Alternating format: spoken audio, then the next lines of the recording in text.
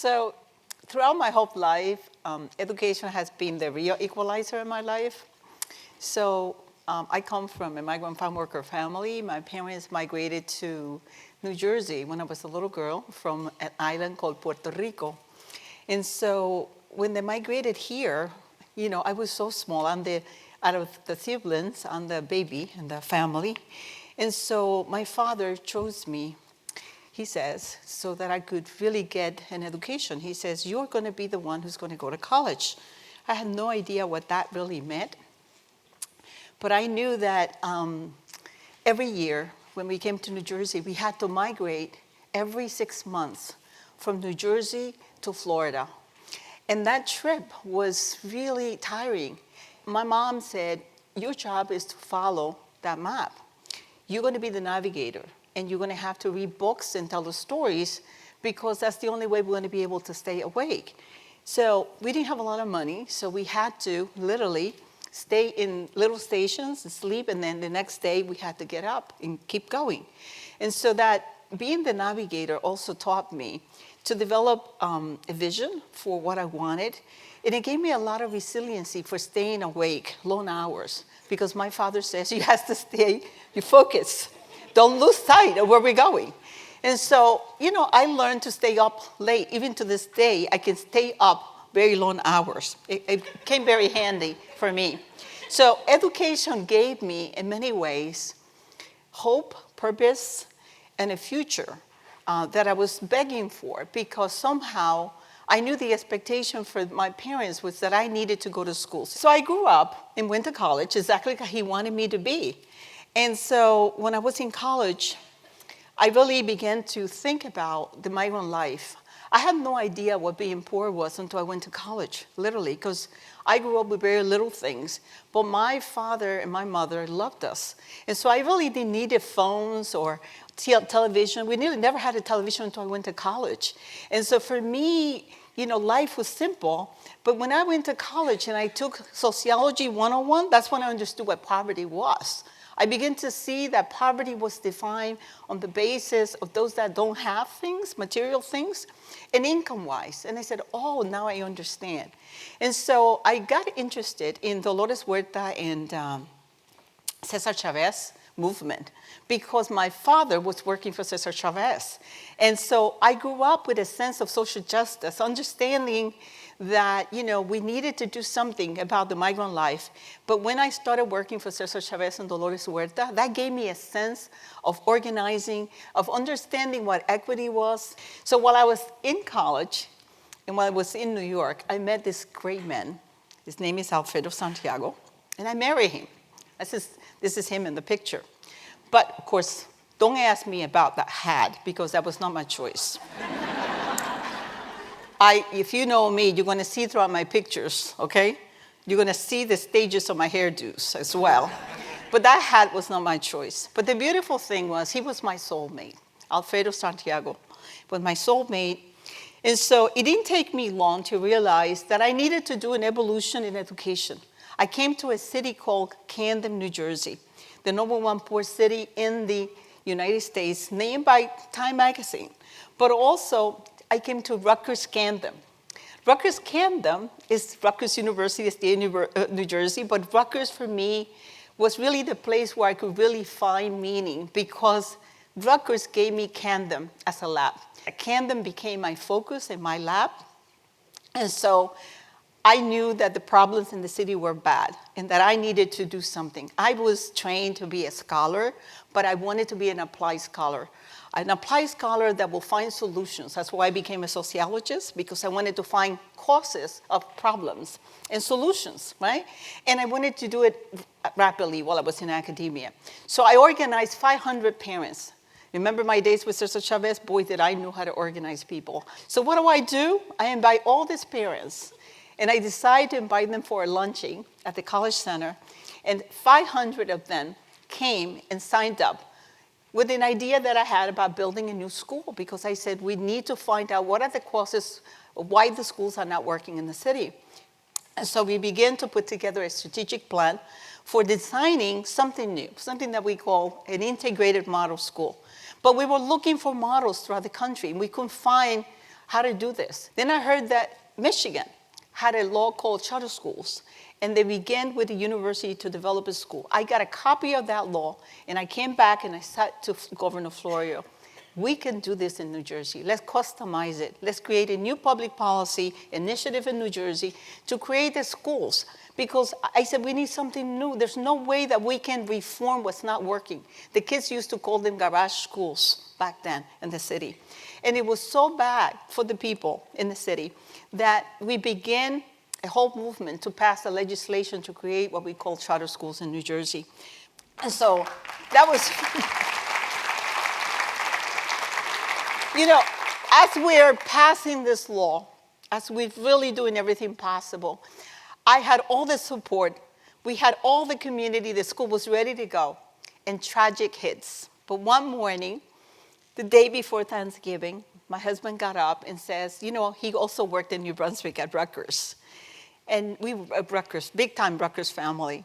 And so I said, okay. I didn't even open my eyes. And he says, I'll be back. I'll be back before you know it. And he left. In about half an hour, someone knocked at my door, and it was the police. My husband had been in a car accident, and then he just, you know, he didn't make it, and I lost my husband. And my husband was my soulmate. He was everything for me, and I didn't have a lot of dates when I went to college or none of that, because my father was always watching me, and his dreams for me were big. So for me, finding my soulmate was really important. I went to a very dark place where I really didn't know if I was going to make it. Because when you lose someone you love, it's like you lose yourself. And you lose half of yourself. And I was in a place that I never want to go there again. But I will tell you that going to the valley, going to that darkness, helped me, gave me what I call a new purpose. My body, my soul were crying for how do I get out of this? How do I take back my confidence that I had?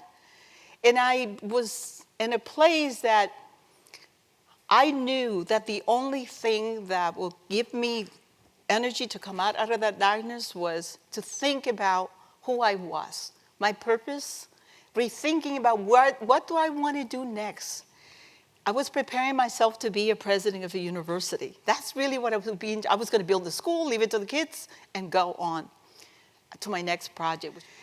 And all I could see was a light telling me the universe was calling me, and those children were calling me, and the families were waiting for me. And I went to see my chancellor of the university, and I said, I'm staying. I need all the help that I can get to get the school built. And so I went back to the chancellor, and I said, I want to do an endowed gift. Because when this school, the law gets passed this month, and the governor signs it, I knew he was going to sign it, we're going to set up an endowment on behalf of my husband at Rutgers for all those kids when they graduate and they go to college, so they can all get an education. The governor, January 97, the governor Whitman signs this wonderful law for charter schools.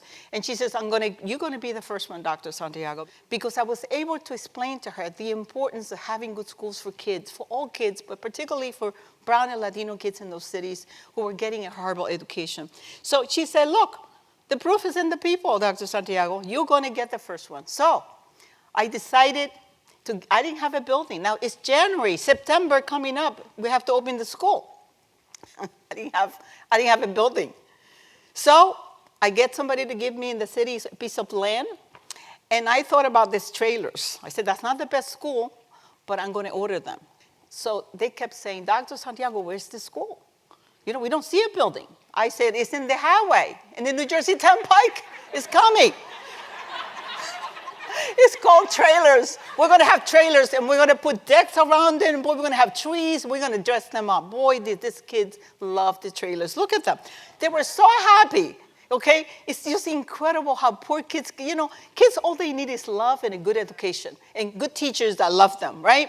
But I want you to see that where there's despair, there's always hope, and you can do better. Look what we did. We began a construction.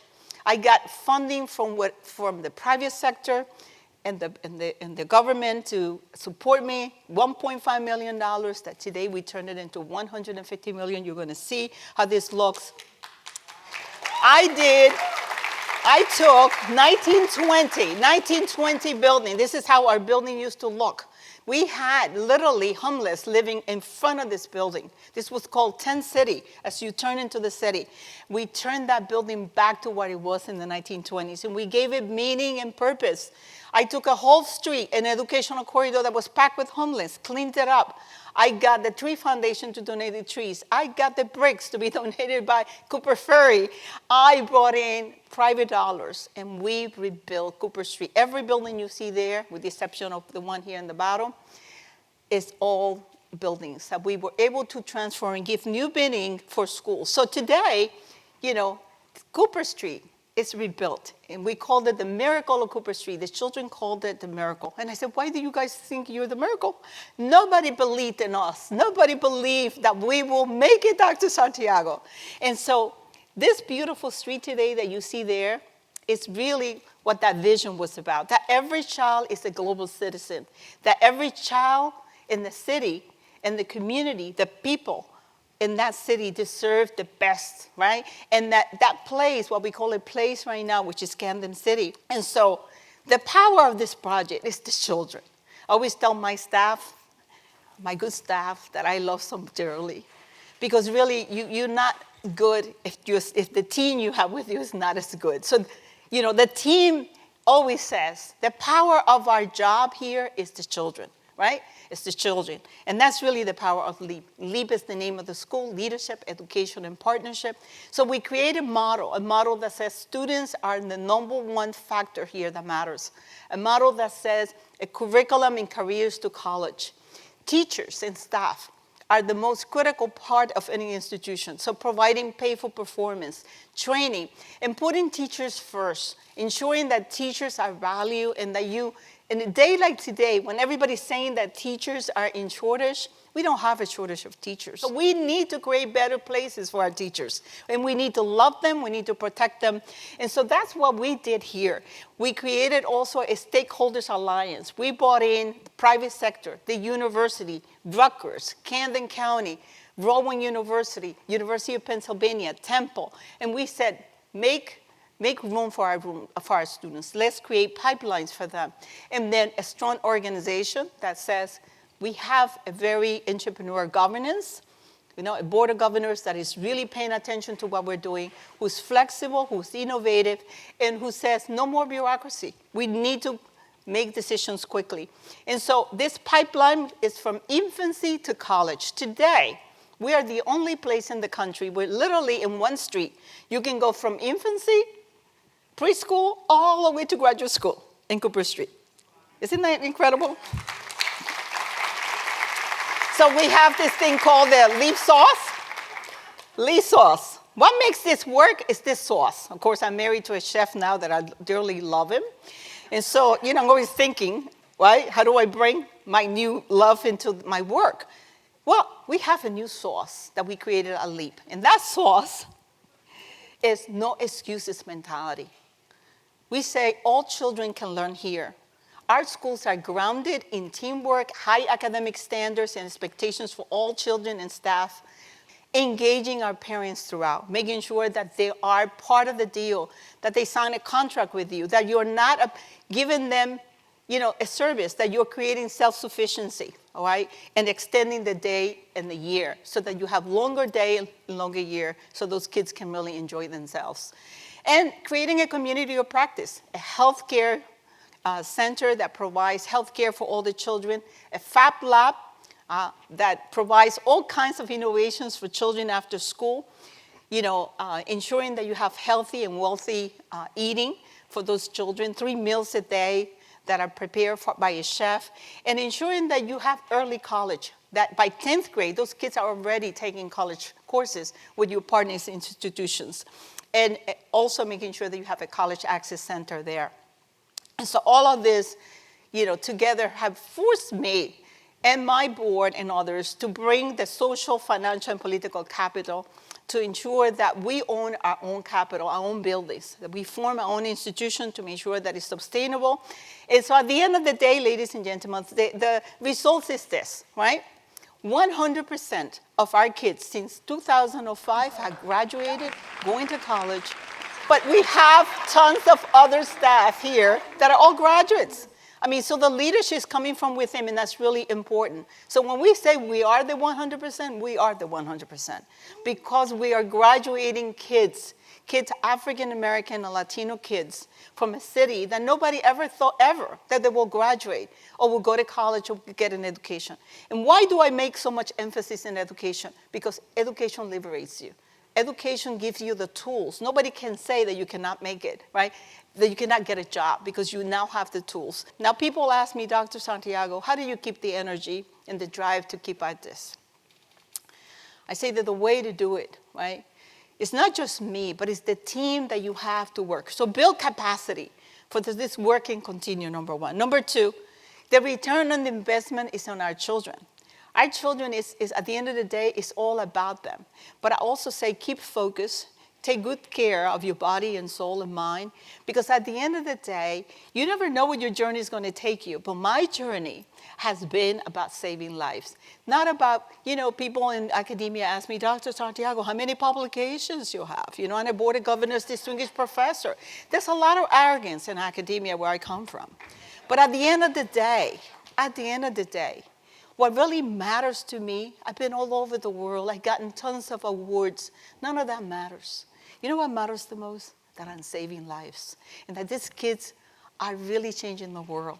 And that's really what my life change is about. And at the end, it's about creating an evolution in education. Thank you so much.